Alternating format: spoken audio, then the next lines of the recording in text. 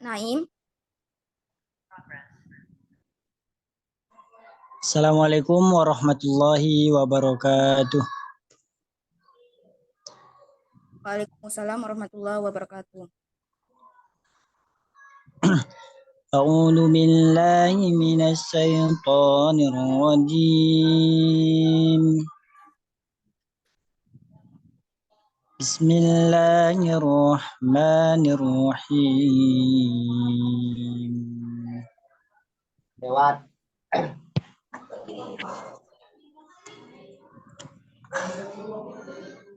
Tanzilul kitab minallahil azizil hakim. Inna anzalna ilaikal kitaba bil haqqi fa'budillahi mukhlishan lahuddin. Ala lillahi ad-dinil khalis والذين اتخذوا من دونه أولياء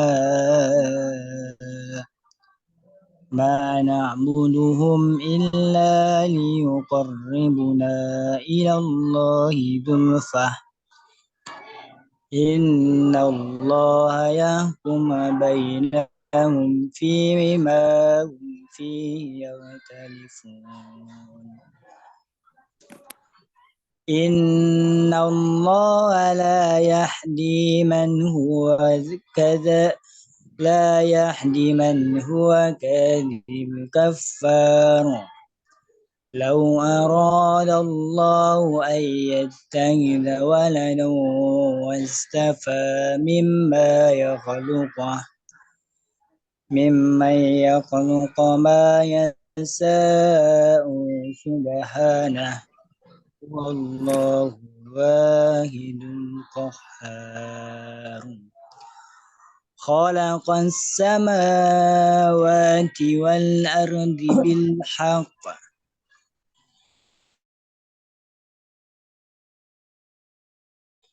ويكور النهار على الليل والسخر والشمس والقمر كل يجري لأجل مسمى ألا هو العزيز الغفار صدق الله العظيم. Assalamualaikum warahmatullahi wabarakatuh. Waalaikumsalam warahmatullahi wabarakatuh. Baik, sesi selanjutnya kata sambutan yang dibawa oleh Ketua Rayon PMI FDK Uinsu kepada sahabat Abdul Fikri Ginting. Waktu dan tempat kami persilakan. Cek, apakah suara saya terdengar?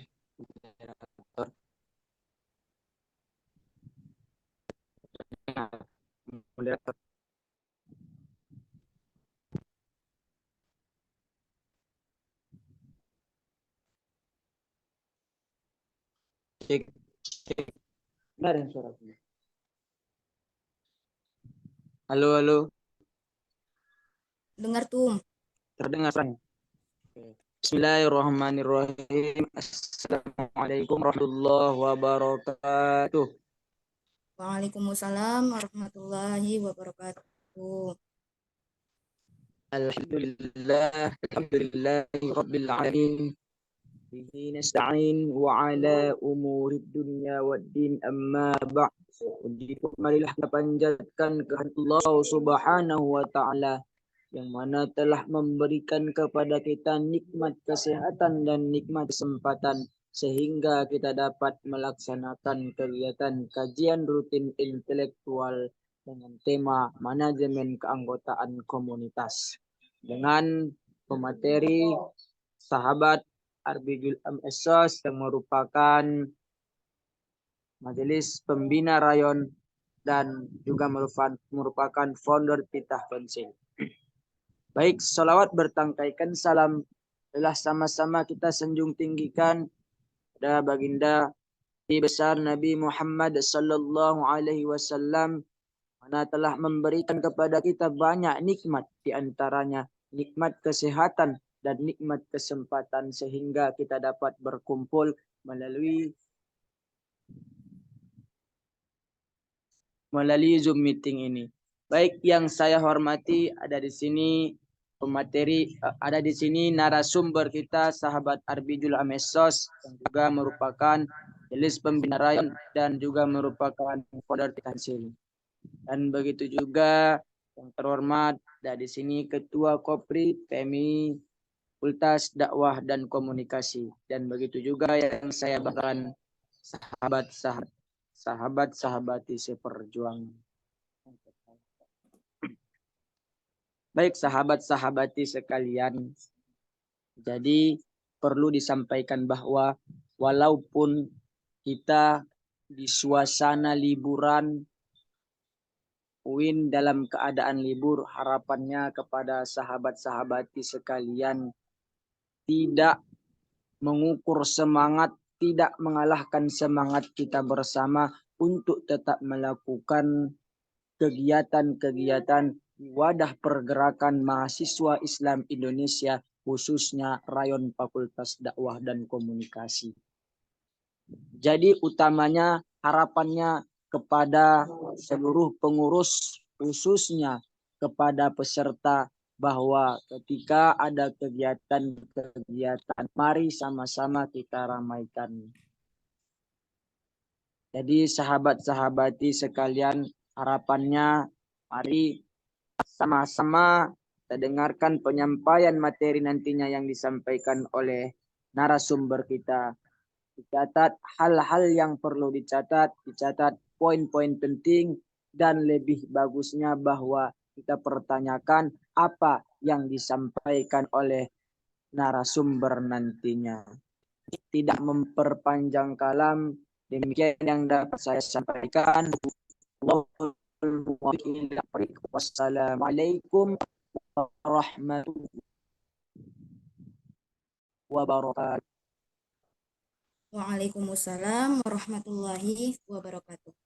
Baik, masuklah sesi selanjutnya, yaitu penyampaian materi yang akan dibawakan oleh narasumber kita, sahabat Arbi Zulham Esos. Waktu dan tempat kami persilahkan.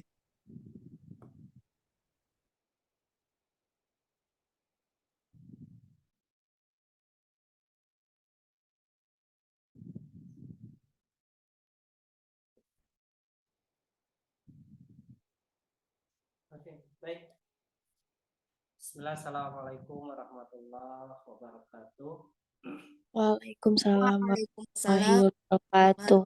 warahmatullahi wabarakatuh. Oke, baik.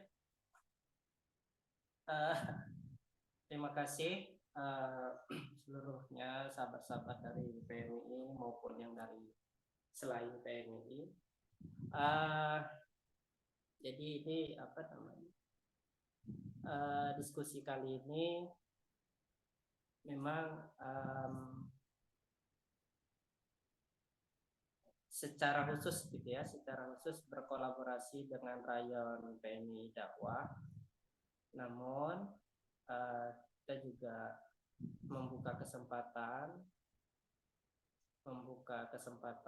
atau mengajak sekaligus membuka kesempatan pada pihak-pihak selain dari PMI. Nah, jadi sahabat-sahabat yang khususnya dari PMI, sekalipun secara khusus kita berkolaborasi menyelenggarakan ini, tentu di dalam pelaksanaannya kita melibatkan orang lain supaya dampak kebermanfaatannya lebih luas.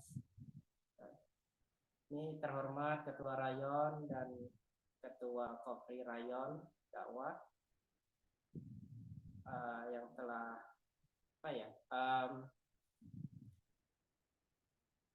bersedia begitu memfasilitasi supaya diskusi kali ini berlangsung dengan baik. Terima kasih untuk peluangan waktu dan tenaganya untuk memfasilitasi.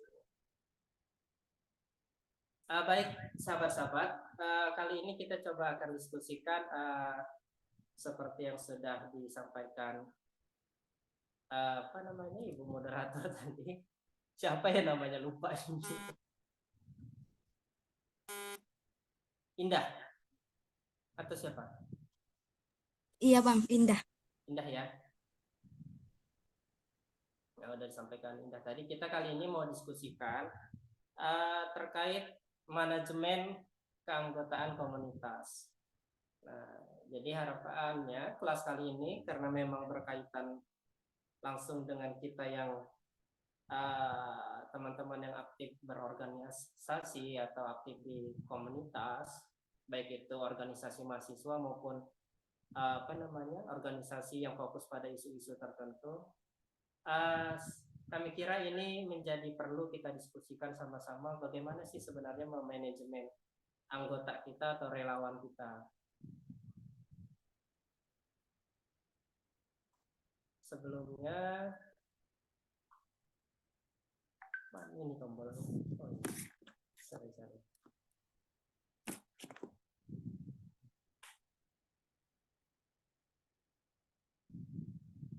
Kita coba mana dia?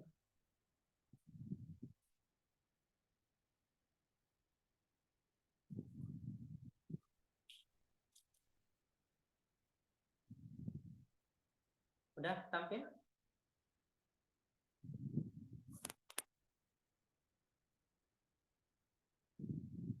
Share screen-nya udah bisa belum? Udah nampil belum di sana?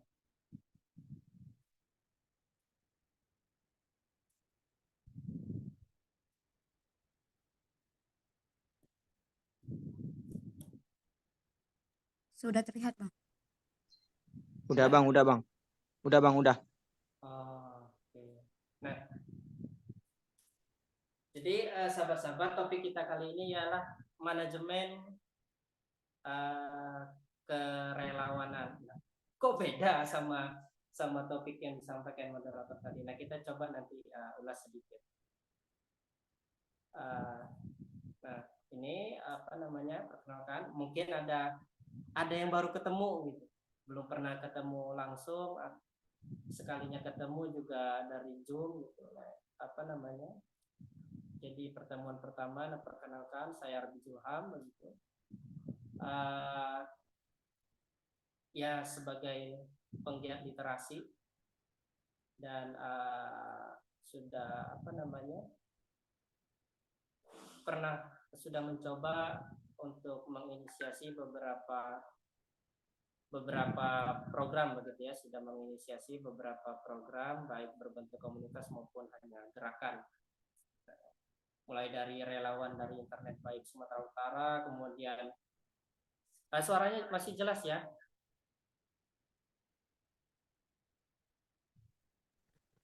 Untuk suara jelas Bang, tapi agak kecil. Oh gitu. Izin Bang, suaranya nggak kedengaran. Coba kita pakai headset. Nah.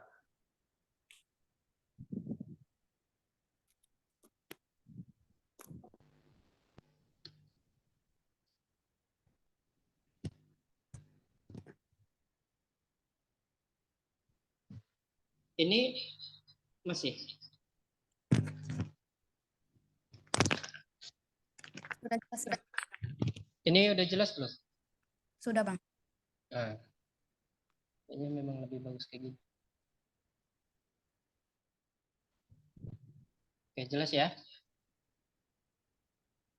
Jelas Bang. Oke, kita lanjut. Nah, dimulai dari menjadi relawan di internet baik Sumatera Utara itu di tahun 2016 sampai sekarang masih terus bergiat sebagai relawan di beberapa komunitas. Nah, jadi itu profil singkat kami. Mudah-mudahan yang baru pertama bertemu entah itu secara langsung maupun melalui Zoom bisa lebih mengenal siapa saya. Bisa juga mengunjungi Instagram kalau memang ada hal-hal terkait yang perlu didiskusikan lebih lanjut. Tadi sudah dicantumkan akun Instagramnya @arbijulham_Julham. Nah, baik sahabat-sahabat, di awal kita pengen apa namanya? Kita mencoba refleksi dulu. Nah, apa sih sebenarnya merefleksikan terkait keanggotaan maupun kerelawanan. Yang pertama, mengapa teman-teman, sahabat-sahabat semua itu tertarik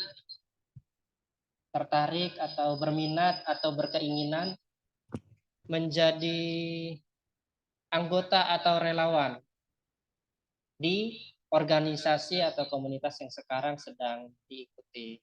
Nah, coba deh, coba sebutkan apa alasannya, kenapa tertarik? Silakan ditulis ini ya, ditulis di kolom chat coba. Kita mau tahu nih, apa sih alasannya? Kenapa gitu? Atau jangan-jangan ada yang bergabung ke satu komunitas atau organisasi karena ketua umumnya ganteng gitu.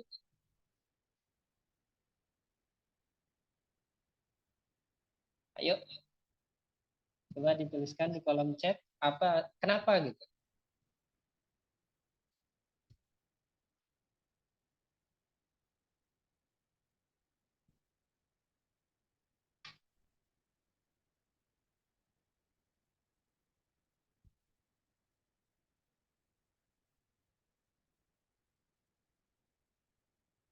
Dari Maul, suka berbagi dan jika dilakukan sendiri agak susah, makanya ke komunitas agar bisa bergerak bersama.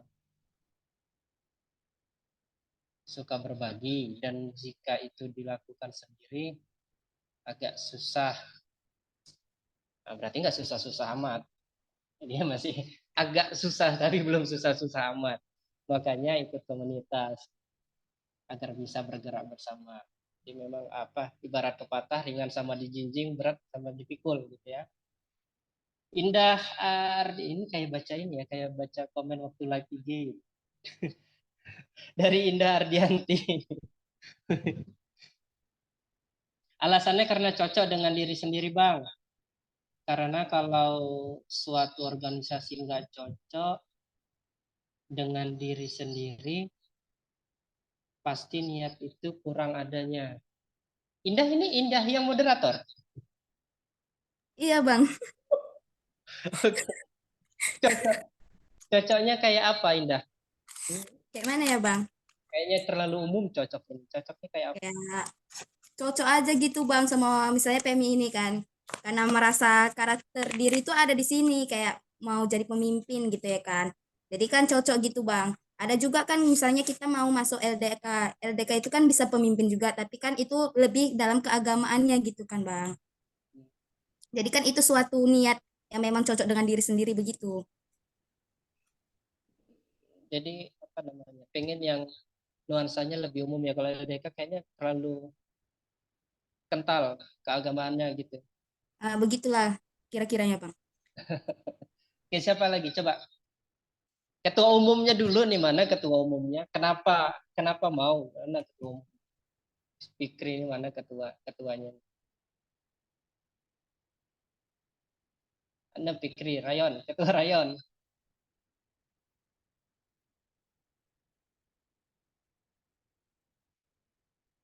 Hilang dia. Kemana ketua Rayonnya ini?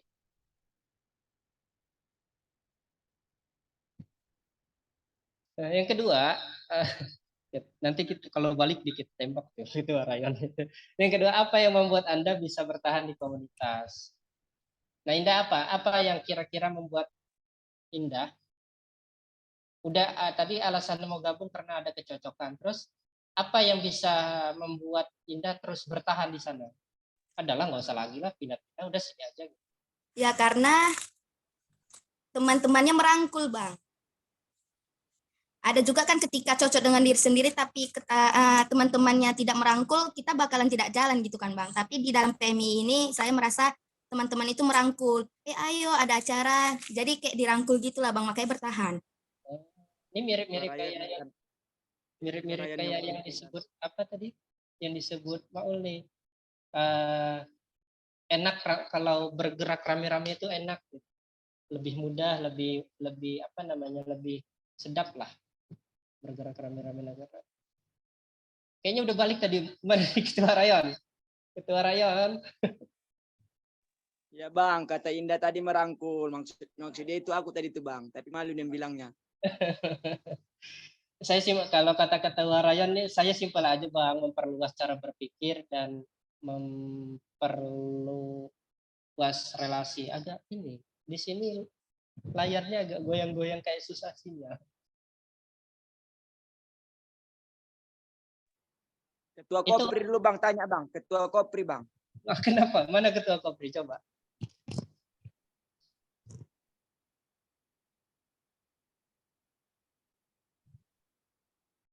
Memperluas relasi. Jadi apa namanya? Alasan ketua rayon mau bergabung di organisasi yang sekarang atau komunitas yang sekarang. Macam apa? Iya bang. Karena sebelum aku masuk ke wadah organisasi ini, relasi aku itu sangat sempit. Itu aja orangnya. Tapi setelah masuk awak ke organisasi ini, awak mengenal orang, orang pun mengenal awak. Itulah kira-kira bang. Itu gini. Aku pernah dengar pepatah begini. Bukan pepatah, ada orang tua pernah bilang begini. Kita tahu orang lain juga harus tahu kita. Nah, supaya apa namanya? Kehadiran kita di masyarakat tuh jadi lebih bermanfaat. Itu mirip tuh. Agak ada kemiripan Mas yang disampaikan orang. Jadi kalau memang memperluas relasi jadi membuat kita apa ya? Eksistensi kita ternotis ke orang-orang lain. Orang tahu kita. Terus ada lagi. Dari Maul masih baru dan tujuan untuk berbagi lebih luas, masih baru dan tujuan untuk berbagi lebih luas belum tercapai, makanya masih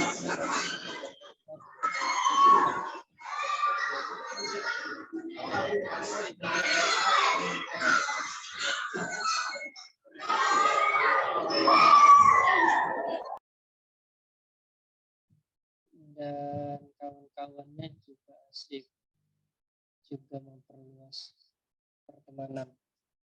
Masih baru dan tujuan untuk berbagi lebih luas. Masih baru dan tujuan berbagi. Ini karena apa namanya? Tanda bacanya hemat sekali, cuman ada satu titik dari paragraf yang panjang agak sulit nih. Cuman mau tolong dijelaskan mau.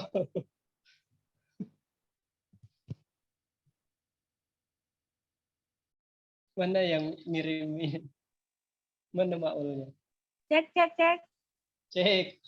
Nah, ini tanda bacanya hemat kali ini, cuma ada satu titik untuk paragraf panjang. Jadi gimana itu maksudnya? Oke, maksudnya saya masih baru di komunitas itu, belum lama bergabung. Jadi untuk tujuan-tujuan berbagi lebih luas belum tercapai semuanya, makanya masih ingin di situ dengan agar tercapai tujuan tadi, dan teman-teman yang di dalam itu juga asik dan pastinya berluas pertemanan sih. Yang jarang itu sih Bang. Tujuan berbagi itu maksudnya apa? Orang-orang yang menerima manfaatnya gitu. Iya, maksudnya kan komunitas itu kan komunitas relawan yang selalu menyalurkan bantuan-bantuan, itu maksudnya ke penerima manfaat gitu. Oke, thank you Mau Indah, Fikri, Wahyon untuk apa namanya pendapat-pendapatnya. Nah, karena kita sudah mulai apa namanya, udah mulai udah mengungkapkan gitu, kenapa kita mau bergabung di satu komunitas atau organisasi, dan kita juga udah istilahnya sudah menyadari apa yang bisa membuat kita tetap bertahan di situ. Nah, selanjutnya ini kita perlu banyak interaksi ya. Jadi kita ini bukan bukan kuliah yang kayak di kampus begitu. Jadi dosennya ceramah panjang lebar. Ini kita akan lebih banyak interaksi. Jadi setiap slide-nya mungkin kita akan berdiskusi langsung bertanya jawab di setiap slide-nya. Nggak harus menunggu ini seluruhnya selesai baru kita buka sesi tanya jawab. Nggak begitu. Jadi kita memang apa namanya langsung saja ketika ada hal-hal yang perlu dikonfirmasi atau sahabat-sahabat perlu menanyakan sesuatu, langsung saja ya. Nah, udah tahu alasannya kenapa bergabung dan alasan kenapa kita bisa terus bertahan di sana. Tapi sebenarnya tahu nggak yang disebut anggota itu apa, yang disebut relawan itu apa? Ayo, siapa sebenarnya yang disebut relawan itu siapa, yang disebut anggota itu siapa? Ada satu organisasi, ada satu komunitas, kan banyak tuh orangnya di dalam. Terus sebenarnya yang disebut relawan itu siapa? Yang disebut anggota itu siapa? Apakah cuman yang di biro-biro misalkan, atau yang divisi-divisi, terus kalau yang di atas di SK-nya tertulis ketua dia tidak bisa disebut anggota atau gimana? Yuk, gimana? Dari ketua rayon, ketua Kopri dulu nih. Siapa sebenarnya yang disebut anggota? Siapa yang disebut relawan? Mana ketua rayon, ketua Kopri?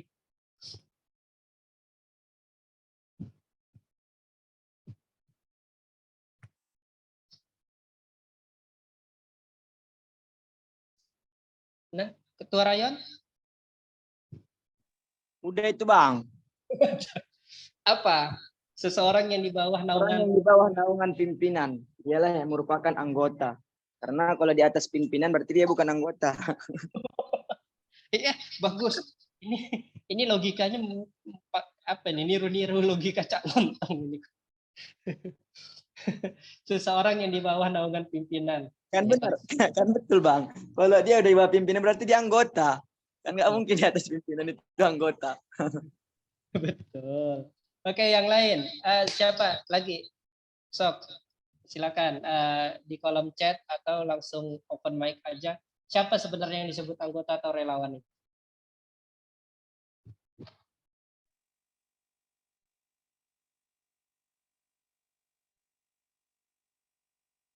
Izin Bang. Nggak usah pakai izin, langsung aja. Biar sopan.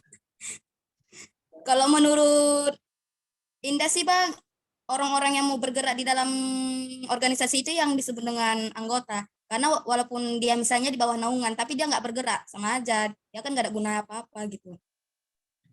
Tapi izin ya, tapi pimpinan kan bergerak juga, berarti anggota juga pimpinan. Nah, itu dia. Iya juga ya. Ya betul Kalau sih. kalau kita bercerita tentang bergerak, semua dalam sebuah organisasi itu semua bergerak, baik dia pimpinan, baik dia anggota, baik dia pembina, semua itu bergerak. Ya, maksudnya ya selain pimpinan gitu loh maksudnya. Paham lah tuh. Siap.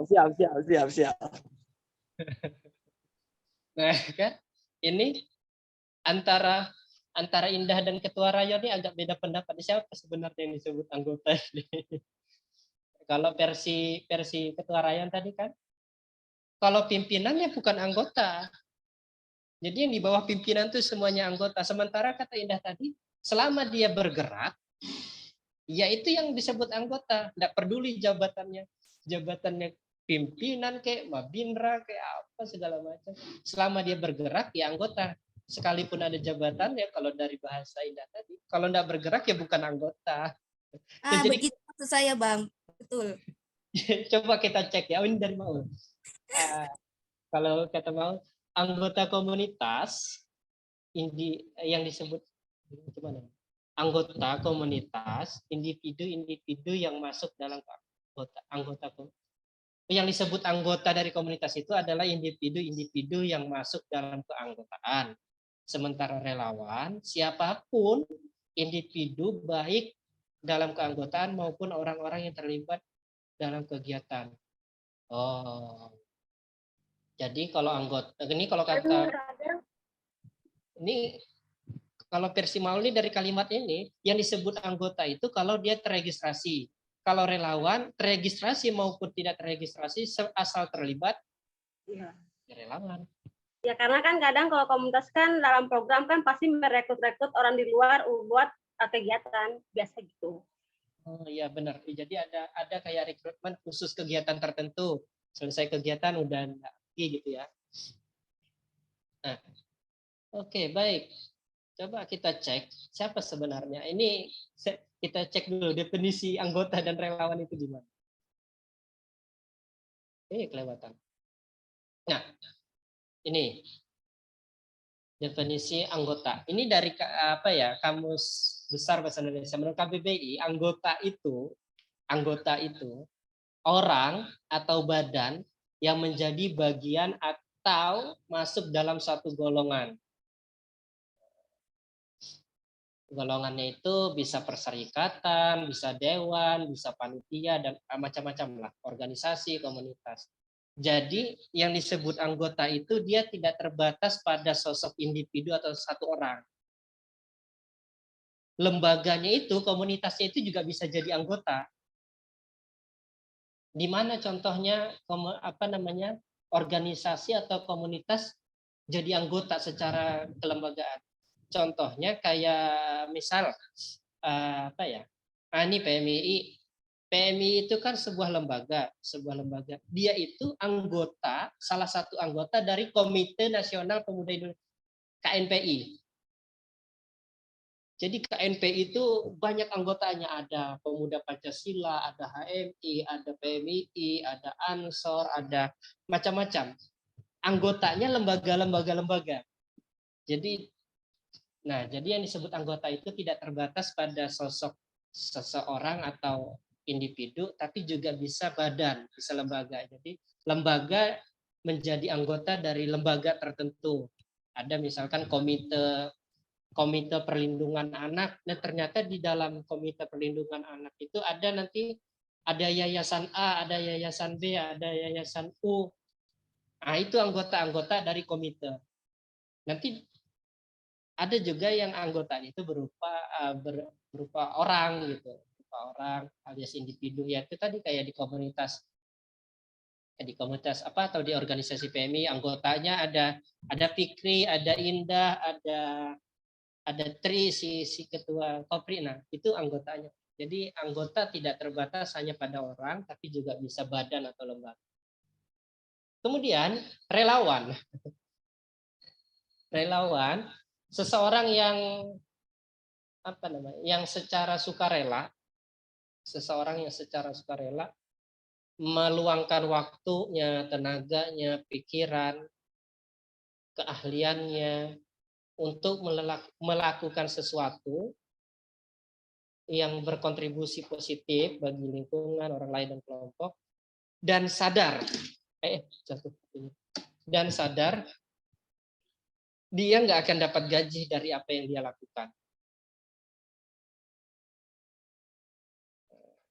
Jadi relawan itu kalau dari definisi ini, orang yang melakukan sesuatu, kegiatan, aktivitas, secara sadar, secara sukarela, tanpa dipaksa-paksa, tanpa ditodong pistol mungkin gitu.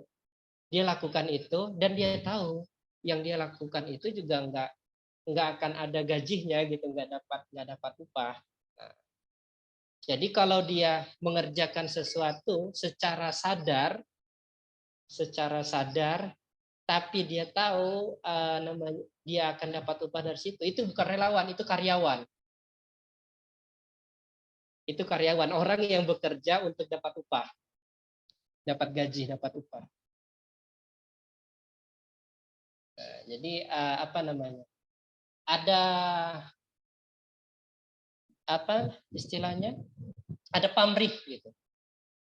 Jadi seseorang yang secara sadar, secara sukarela melakukan sesuatu tanpa mengutamakan pamrih yang akan didapatnya. Gitu. Nah, itu relawan. Nah, di PMII juga kan nggak ada yang digaji gitu ya.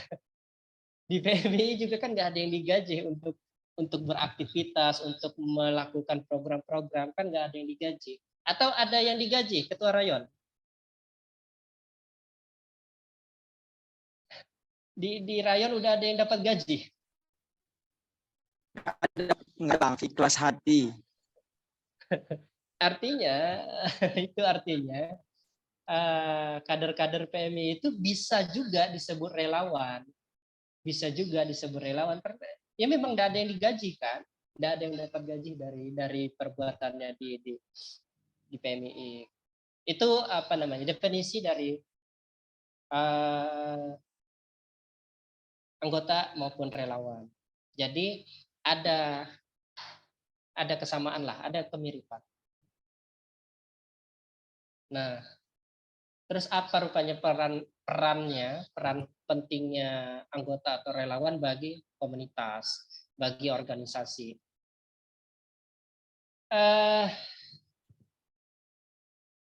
Kira-kira itu kan di slide saya tampilkan ada 1, 2, 3, 4, 5. Ada lima peran anggota maupun relawan di dalam organisasi maupun komunitasnya sebagai filantropi, fundraising. Fundraising itu menghimpun ini ya, menghimpun donasi, kaderisasi,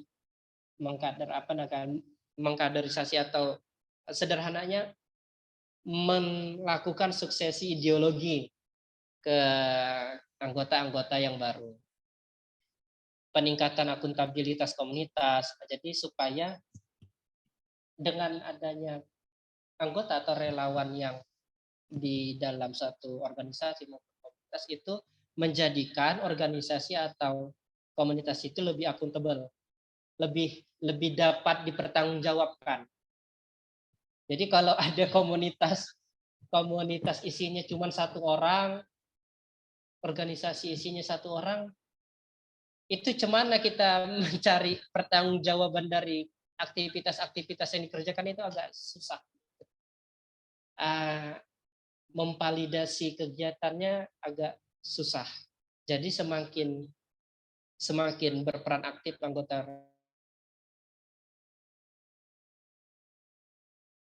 relawan itu, akuntabilitasnya semakin baik. 5 ini, apalagi kira-kira peran relawan dan anggota?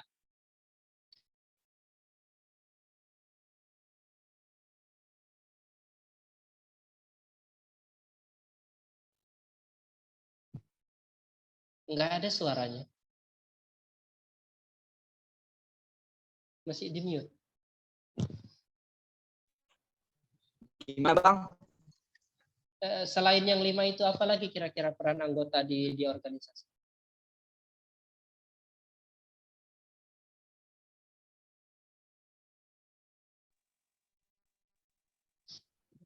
Merusuh Bang.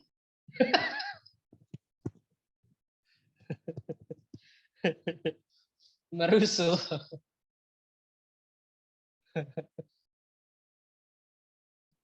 Merusuh itu cemana itu? Coba dijelaskan dulu, merusuh itu kayak apa?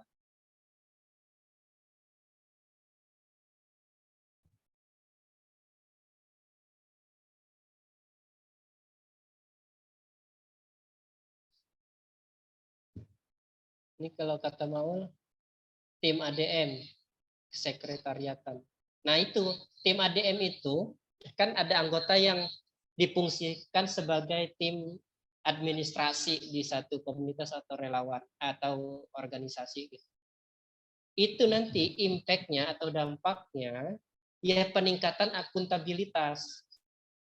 Nah, peningkatan akuntabilitasnya. Jadi organisasinya akuntabel gitu, bisa dipertanggungjawabkan karena tim administrasinya, tim kesekretariatannya itu berperannya bagus. Nah, melakukan peran-peran kesekretariatan, menyelesaikan administrasi dengan baik.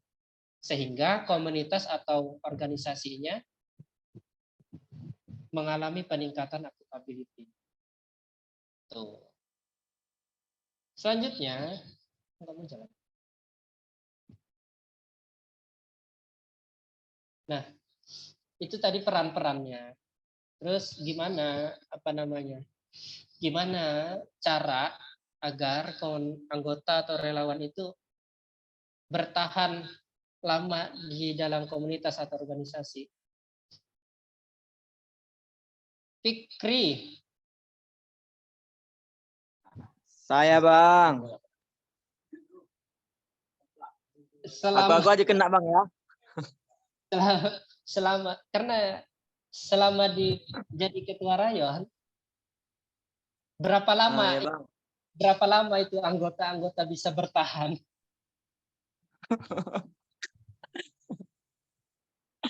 nggak tentu bang. Anggota ini hilang-hilang timbul bang. Kadang timbul. Karena kalau udah timbul dia lengket aja deh sama awak. Kadang kok udah nggak timbul di chat pun pak ya, Ritnya pun nggak chat awak. Jadi untuk kayak mana biar orang tuh bertahan bang? Ya kalau dari saya, misalnya gini bang, apa yang mereka inginkan bisa kita penuhi, itulah bang. Oke, apa yang mereka inginkan atau butuhkan bisa dipenuhi gitu ya. Ya, bisa kita bantu gitulah bang. Kita selalu ada untuk mereka. Nah, jadi kan gitu kan bang. Kalau kita sudah laksanakan sistem yang demikian, pasti mereka kan apa yang kita perintahkan, mereka akan mengikut gitu bang. Kalau memang kita bisa memenuhi apa yang mereka inginkan gitu bang. Kira-kira kalau dari saya.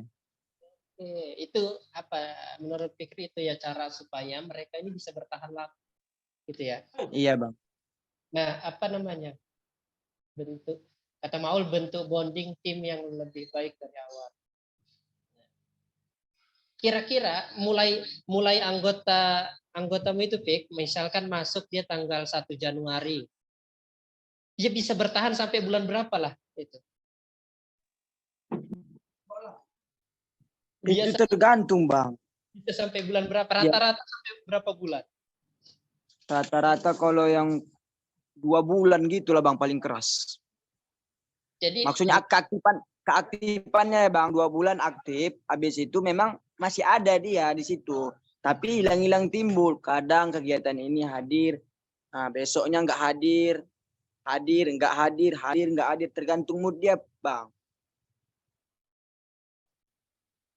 Oke. Jadi kalau masuk Januari, Maret udah payah dicari dia ya.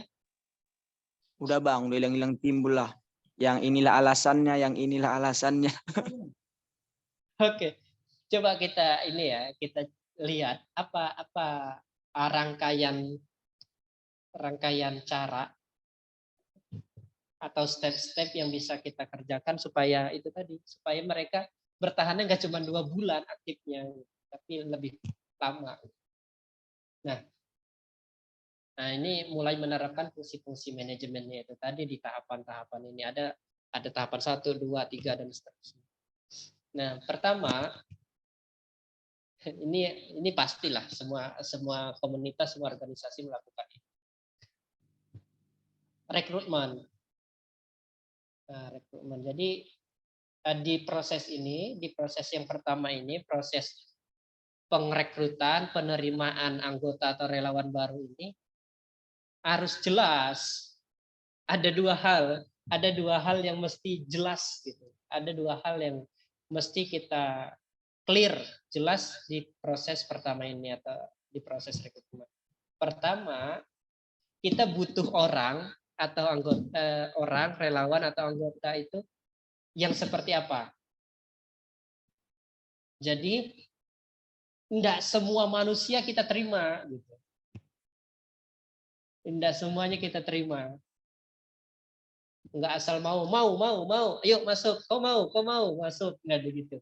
Jadi di proses ini kita ada tahapan seleksinya gitu. Kita harus clear dulu di organisasi kita atau di komunitas kita butuhnya orang yang kayak apa, butuh orang yang seperti apa. Baru poin yang kedua, kita harus paham, harus punya cara mendapatkan orang yang kita inginkan tuh gimana, proses rekrutmennya gimana. Apakah calon-calon anggota atau calon relawan ini ngirim ijazahnya dulu baru kita lihat NIM-nya, IPK-nya. Nah, ada apa namanya? Ada sistemnya, ada caranya. Cara menseleksi orang yang seperti yang kita inginkan itu kayak mana? Apakah harus kirim berkas dulu, terus kita periksa berkasnya, oh ini NIM-nya di bawah 1,5 nggak usah, IPK-nya di bawah 2,75 nggak usah terima. Atau kita butuh yang lain. Ini kurang ganteng, ini kurang cantik, udah nggak usah terima. Bisa kayak gitu kalau kita butuh orang untuk di posisi-posisi yang kayak marketing, untuk promosi. Nah, memang kita perlu orang yang punya apa namanya? Kita perlu orang yang good looking nih. Perlu orang yang good looking. Kalau ada yang mendaftar tapi urakan tampilannya, ya sudah itu nggak bisa kita terima. Jadi kita tahu dulu di proses, jelas dulu di rekrutmen ini. Kita butuh orang yang kayak apa, terus cara mendapatkannya kayak mana. Nah, itu di apa namanya? Di tahapan pertama. Setelah orangnya dapat, setelah orang yang kita inginkan dapat, ini nggak bisa langsung kita apa namanya? Ya udah masuk, udah apa namanya, udah lulus seleksi penerimaan, langsung kita tugaskan kerjain ini itu, enggak bisa gitu. Dia harus di apa namanya, dikasih orientasi dulu, dikasih pelatihan. Kan kalau di PMI itu ada apa namanya, ada mapaba, ada masa pengenalan dulu.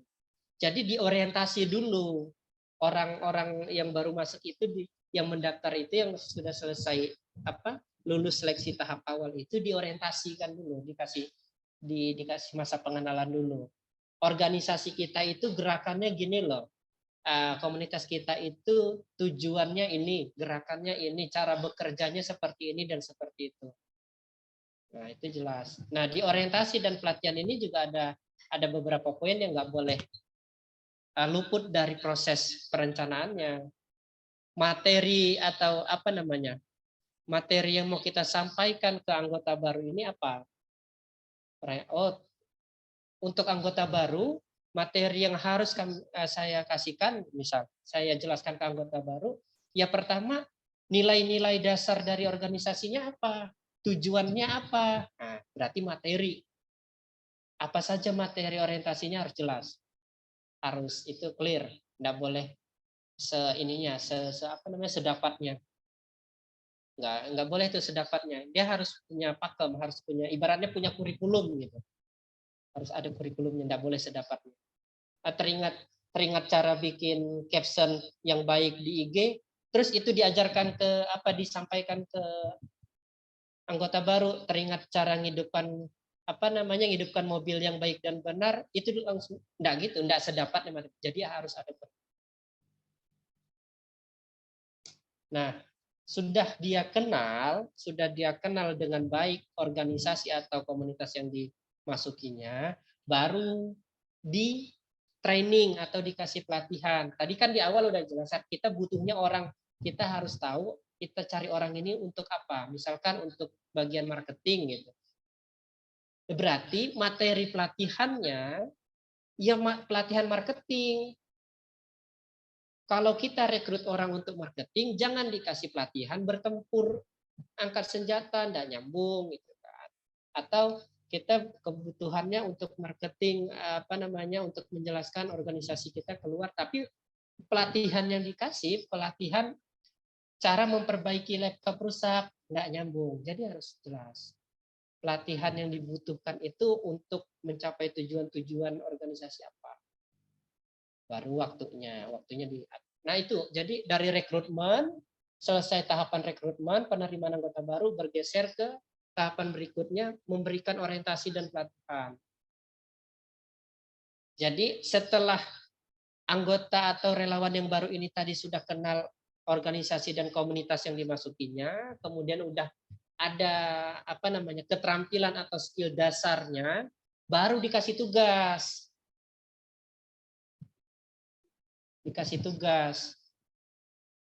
Tahap berikutnya itu baru dikasih tugas apa yang sesuai, posisi dia apa.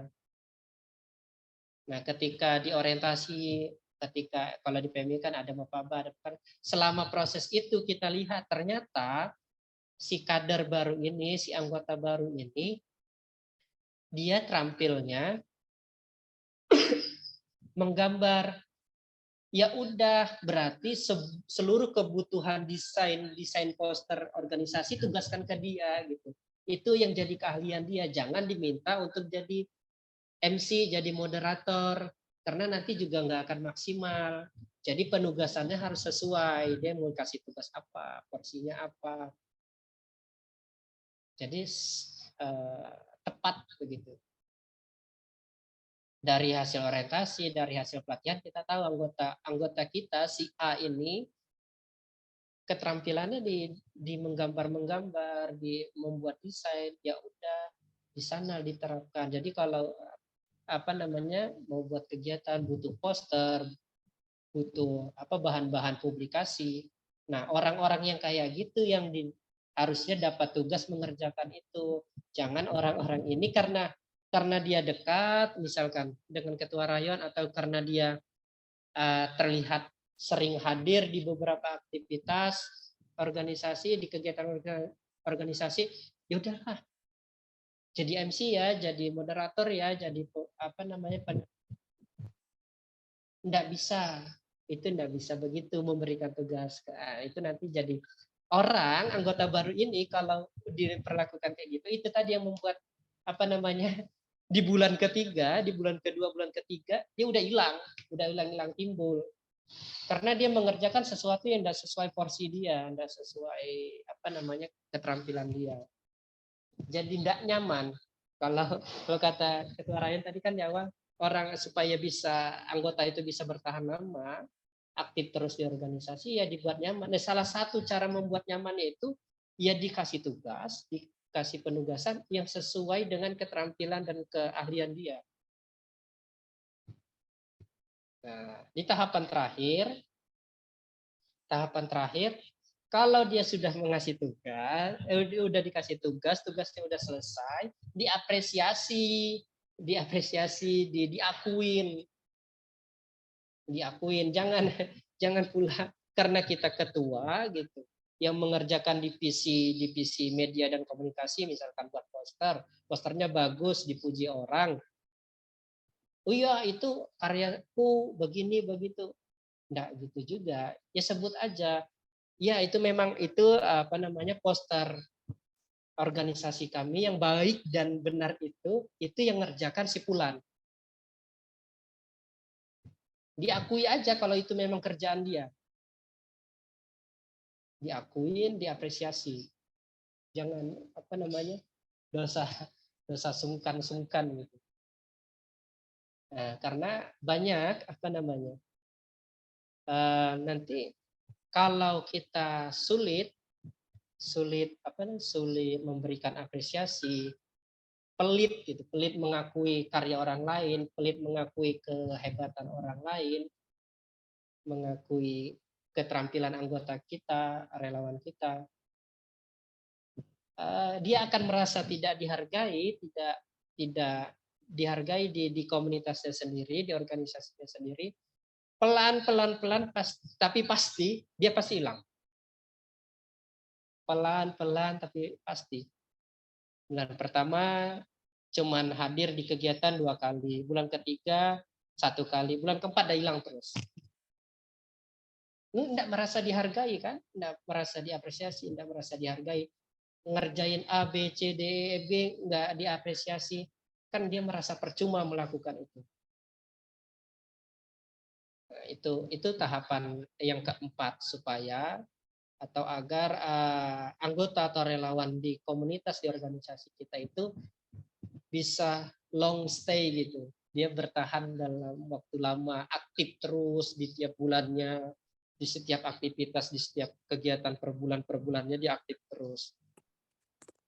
Karena memang kita dari rekrutmen sudah mencari merekrut orang yang sesuai kebutuhan, dikasih pelatihan sesuai kebutuhan, kemudian dikasih tugas sesuai keahlian dan keterampilan dia, selesai dia mengerjakan tugasnya, diapresiasi, diakui kalau memang itu karya dia. Itu. Nah, kalau ini bisa berjalan, sangat besar kemungkinan anggota-anggota baru kita itu bisa bertahan lebih lama, lebih aktifnya lebih lama. Itu dia. Nih, di tiap tahapan ini tadi juga kita harus perlu jangan melulu ngasih tugas. Kau kerjakan ini, kau kerjakan itu, kerjakan ini. Tapi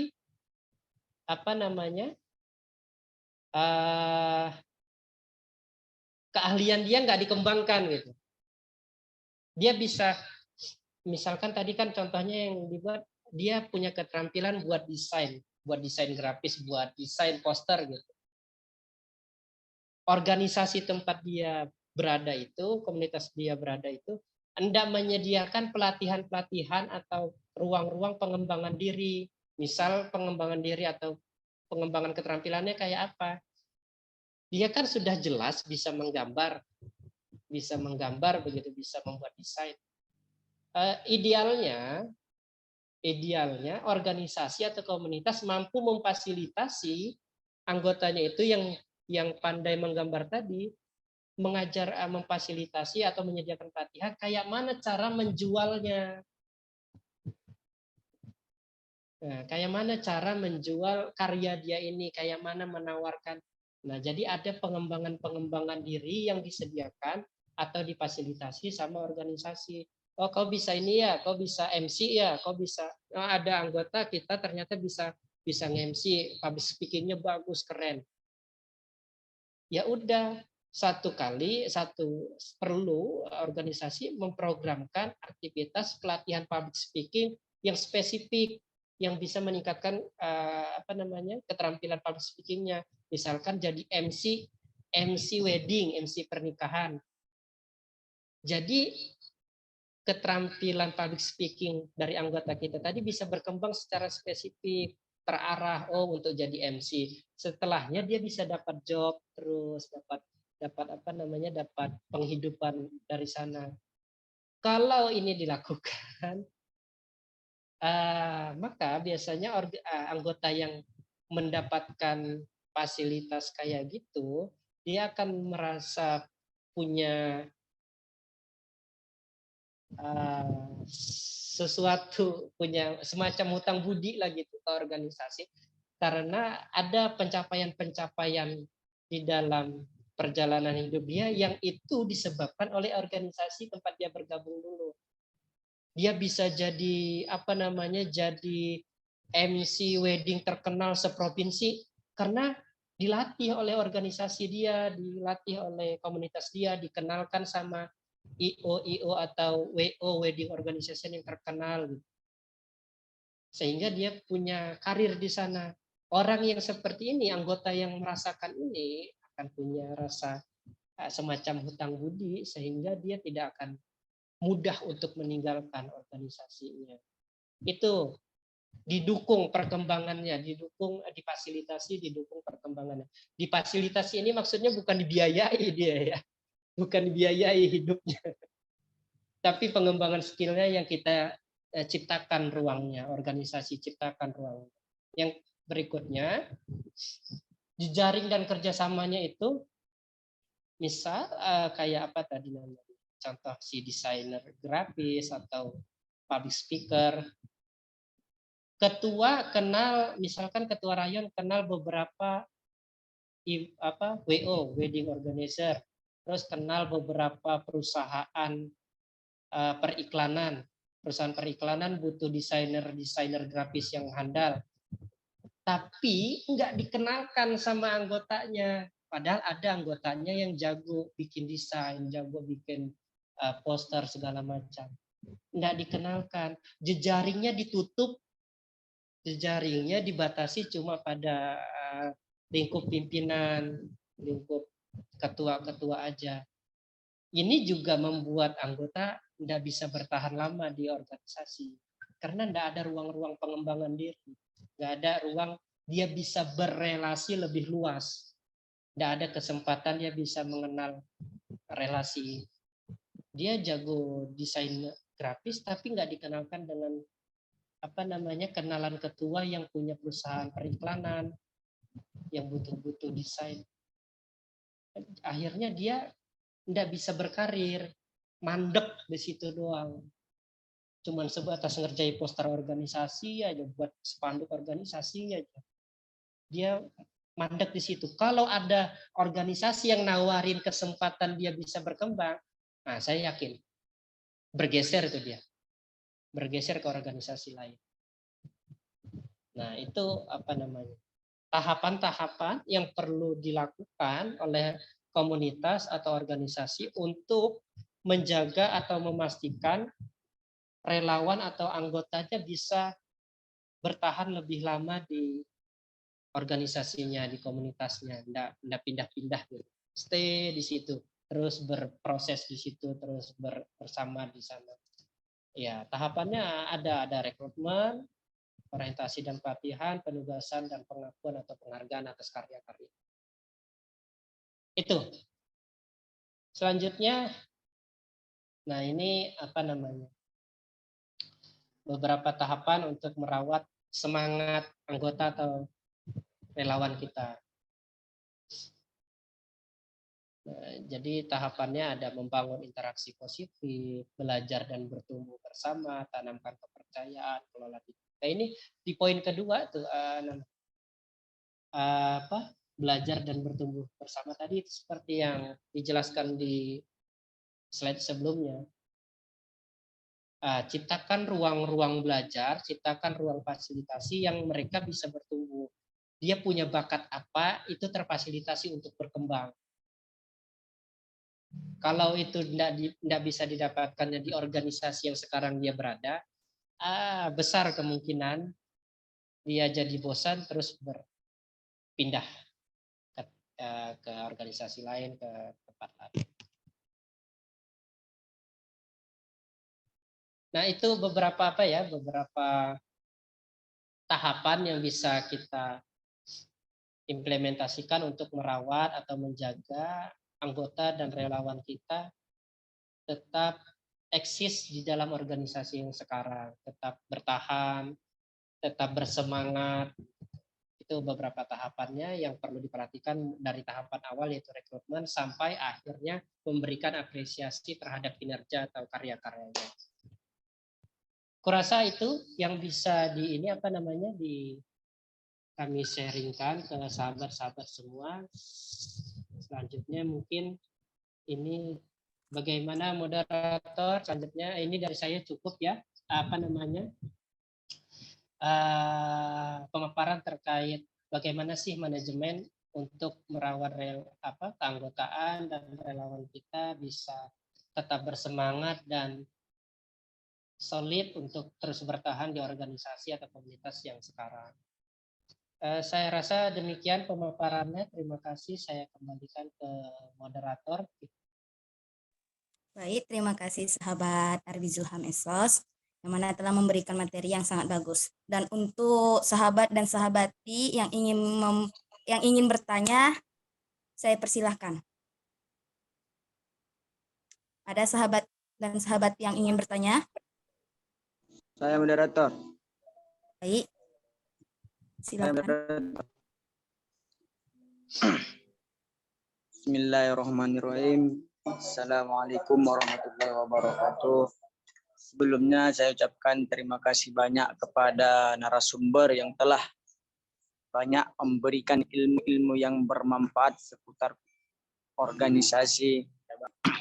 Jadi di sini saya ingin tadi kan Abang ada membahas tentang anggota. Jadi pertanyaan saya, bagaimana sih menimbulkan dalam pikiran kita bahwa misal nih, saya adalah anggota pergerakan mahasiswa Islam Indonesia. Bagaimana caranya saya harus berperan di pergerakan mahasiswa Islam Indonesia ini? Karena kebanyakan ketika kita memasuki dalam suatu wadah organisasi itu, Bang, kita hanya ikut-ikutan saja. Kita tidak menyadari bahwa ketika kita telah sah menjadi anggota wadah pergerakan mahasiswa Islam Indonesia, maka kita harus mengikuti apapun kegiatan yang dilaksanakan di pergerakan mahasiswa Islam Indonesia. Akan tetapi sampai hari ini masih banyak dari anggota pergerakan ketika masuk dalam suatu wadah pergerakan itu acuh tidak acuh dan bahkan tidak peduli dan bahkan menghilangkan diri dari wadah pergerakan. Mungkin demikian yang dapat saya sampaikan. Saya kembalikan kepada moderator.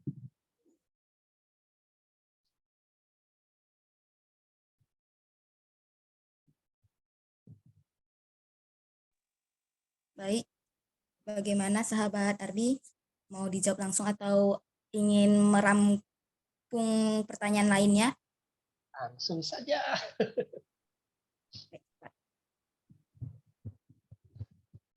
Oke, baik. Thank you, Fikri. Nih, Ko Rayon. Ah, ah, di apa namanya? Di pemaparan terkait materi yang barusan tadi itu, sebenarnya kan gimana caranya supaya anggota ini sadar akan peran dia, kan kurang lebih begitu. Gimana supaya anggota ini atau relawan ini sadar akan peran dia itu apa sebenarnya. Oke. Pertama, tadi kan udah kami sampaikan bahwa kita harus clear dulu di tahapan rekrutmen. Di penerimaan anggota atau anggota relawan itu harus clear dulu, jelas dulu barangnya. Kita mau cari orang untuk apa? Kita mau cari orang untuk apa? Kita rekrut itu butuh untuk yang porsi apa? Apa namanya? Posisinya untuk apa? Kita butuh untuk apa? Setelah itu kan ada tahapannya berikutnya, orientasi. Nah, di sini dijelaskan, dikasih pelatihan segala macam. Nah, dia anggota atau relawan yang baru tadi, kami percaya dia nggak akan pernah sadar peran dia apa kalau nggak pernah dijelaskan di awal. Makanya di organisasi kemahasiswaan itu idealnya setelah direkrut, dikasih orientasi, apalagi sampai dilantik itu, misalkan untuk ini ya, untuk struktural pengurus. Setelah dilantik, dia supaya sadar dia harus melakukan apa sebagai pengurus rayon gitu, sebagai pengurus rayon supaya sadar, ya disadarkan. Cara menyadarkannya gimana? Kasih upgrading. Laksanakan upgrading. Jadi masing-masing pengurus itu tahu, oh tugasku bagian publikasi, oh tugasku bagian ini, oh tugasku bagian biro budaya dan olahraga misalkan, atau aku bertugas di biro kewirausahaan. Biro kewirausahaan itu nanti di upgrading dijelaskan. Biro kewirausahaan itu adalah ini loh, tugasnya atau job desk-nya A, B, C, D, E, F, G. Dia tahu peran tugas dia apa. Nah, kalau dia tidak pernah dapat penjelasan itu di awal, terus tiba-tiba di tengah kita tuntut, kok nggak sadar sama, ya aneh juga gitu. Aneh juga. Orang tidak pernah diajari, terus kita tuntut supaya dia tahu. Nah, itu agak lucu, agak aneh. Jadi gimana Bang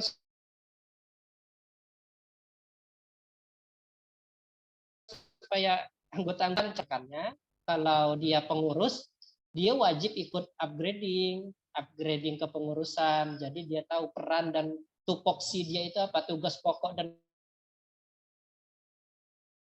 fungsi dia sebagai wakil ketua 1, tugas pokok dan fungsi dia sebagai kepala biro kaderisasi apa. Nah, dia tahu dulu tupoksi dia, nah baru kita bisa tuntut peran dia. Kita sudah kasihkan pelatihannya, ini loh begini loh pelatihan menyusun kurikulum kaderisasi. Ente kan misalkan, kepala biro kaderisasi di rayon. Nah, kasih pelatihannya, begini loh cara menyusun kurikulum kaderisasi, dikasih pelatihannya 2 hari, 3 hari selesai. Nah, begini cara menyusun sistem kaderisasi mulai dari menetapkan instruktur, pola manajemen, pola kemitraan untuk melaksanakan kaderisasi, dilatih dia 1 hari, 2 hari, 3 hari. Tahu dia kerjaan dia apa, dia tahu kerjaannya apa, tupoksinya apa, nah baru bisa kita tuntut kesadaran dia untuk melaksanakan itu. Nah kalau dia tidak paham, apa yang mau kita minta. Jadi ya kesadarannya dulu dibangun, bagaimana cara membangun kesadarannya, khusus kayak kasus rayon yang memang pengurus harus di-upgrading. Nah, selain pengurus gimana? Ya ciptakan ruang-ruang diskusinya itu tadi, ruang-ruang diskusi, ciptakan ruang-ruang pelatihan. Nah, dia dilibatkan di sana. Jadi dia tahu, oh saya anggota biasa yang tidak masuk struktural. Terus peran saya apa? Nah, nanti kan di diskusi-diskusi yang sering dilaksanakan kayak diskusi di bawah pohon rindang di DPR tuh. Nah, di sana dipaparkan. Kalau anggota biasa yang tidak masuk struktural pengurus, perannya bisa melakukan ini. Dia tahu peran dia apa, baru kita bisa minta kesadaran dia untuk melaksanakan perannya. Kurasa itu, Fik. Bang, terima kasih ya Bang. Baik, terima kasih atas jawabannya yang sangat bagus sahabat Arbi Zulham Esos. Dan sahabat dan sahabati yang ingin bertanya, boleh untuk satu pertanyaan lagi. Oke, mungkin sahabat dan sahabati sudah paham apa yang telah disampaikan oleh narasumber kita.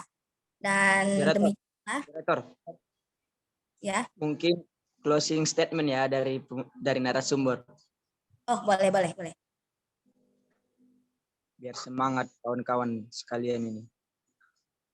Semangat.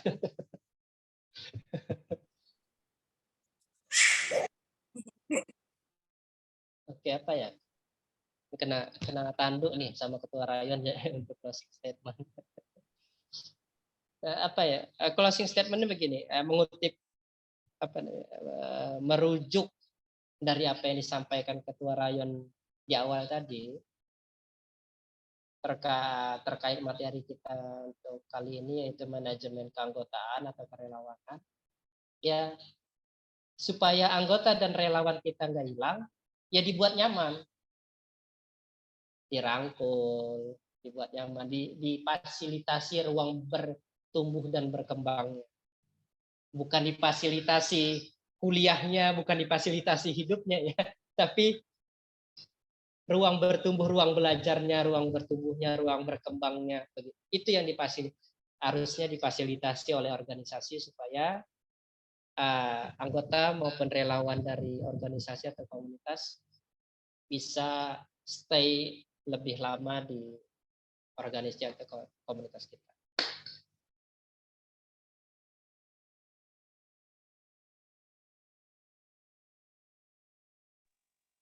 Baik, sudah Bang. Oke, demikianlah acara kajian rutin kita pada siang hari ini. Untuk penutupan, marilah kita lafazkan alhamdulillahirabbil alamin, karena acara kita berjalan dengan lancar. Baik, saya sebagai moderator pamit undur dan meminta maaf jika ada kesalahan yang tanpa sadar saya lakukan. Baik, wallahul muwaffiq ila aqwamit thoriq. Wassalamualaikum warahmatullahi wabarakatuh. Bolehlah tepuk tangannya untuk Abang Arbi Zulham Esos. Terima kasih Bang, sudah ngasih materi yang sangat bagus Bang. Izin Bang ya, makasih banyak Bang ya.